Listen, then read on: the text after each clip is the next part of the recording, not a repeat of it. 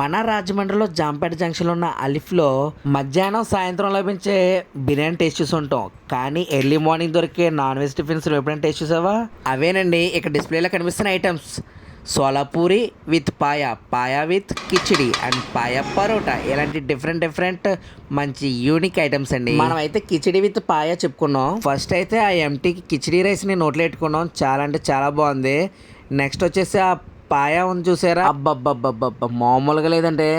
వెంటనే కొంచెం కిచిడీలోకి పాయా నింపుకొని అలా కిచిడీలో వేడివేడి పాయా కలుపుకొని ముద్ద తింటే ఉంది అబ్బా మామూలుగా లేదండి. ఇంక తర్వాత ఆ పాయతో వచ్చినటువంటి ఆ ముక్కని తీసుకొని తిన్నాను.